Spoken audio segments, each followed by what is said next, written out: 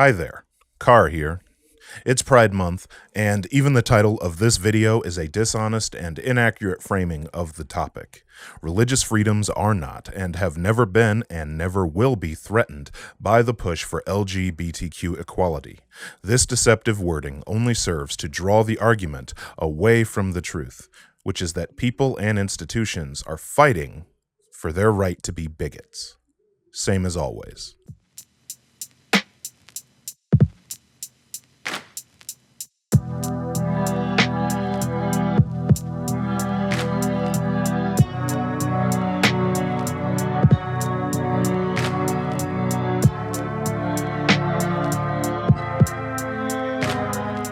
So, there are two separate legal proceedings going on right now that can play a major role in the fight for equality for LGBTQ persons. The first one is Fulton versus the City of Philadelphia. So, going back to 2018, the City of Philadelphia found out that two of the agencies it had hired to provide foster care to wards of the city were discriminating against same-sex couples looking to foster children.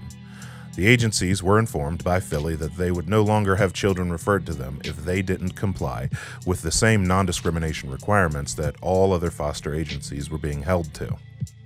One of the agencies did comply.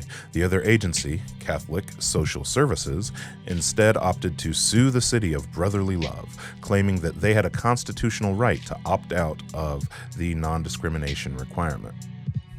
Something like this shouldn't even be an issue still. In 2016, the last states that had bans against LGBTQ fostering and adoption were struck down.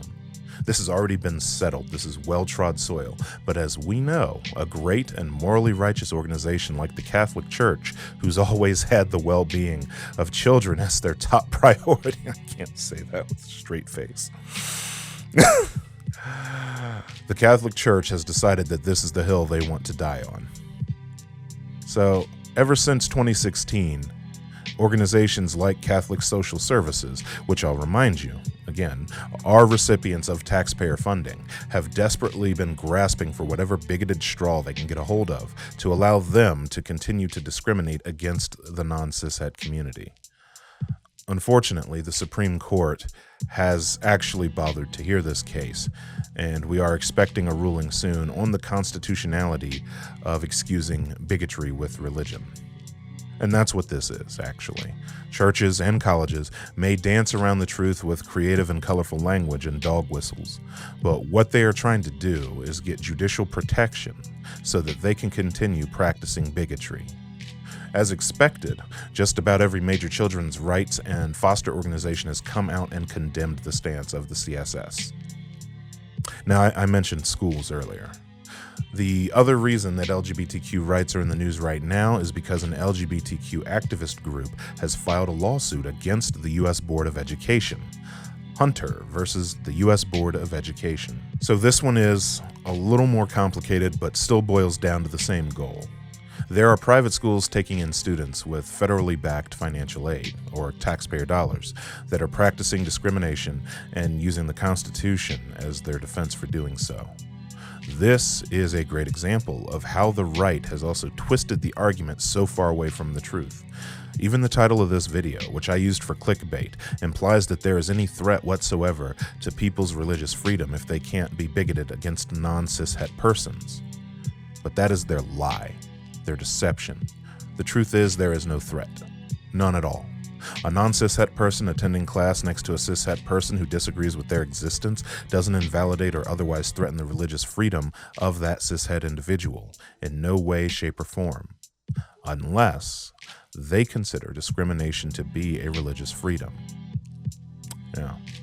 And you can question someone on this if you hear someone defending these private institutions.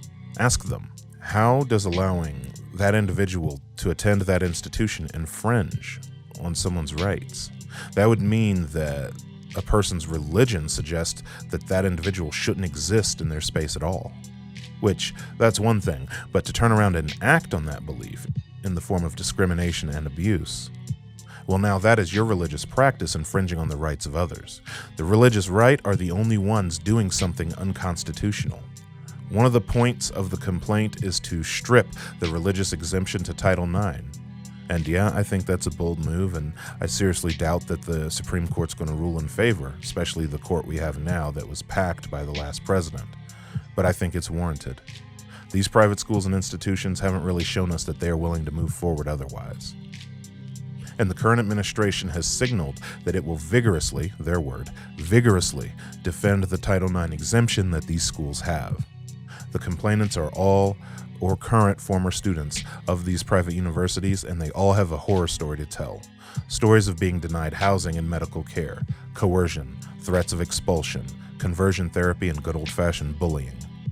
The same federal government that funnels taxpayer dollars through these schools in the form of PPP loans and financial aid does little to intervene. Religious freedom does not mean freedom to discriminate. The First Amendment rights apply to all people in the United States, and those First Amendment rights do not end when you walk into a school or a church or an office or a hospital. Geriatric chodes like Merrick Garland don't seem to understand this, so it's up to you to tell anyone who will listen here and now, especially during Pride Month, that religious freedom does not excuse bigotry or hatred. Thanks for watching.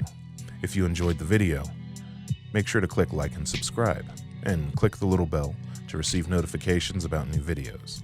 Also, follow me on Twitch, where I stream games and give lectures. Be sure to follow me on Twitter, where you can join the cult of Horus. And if you're so inclined to support the channel, I do have a Patreon. Thanks again.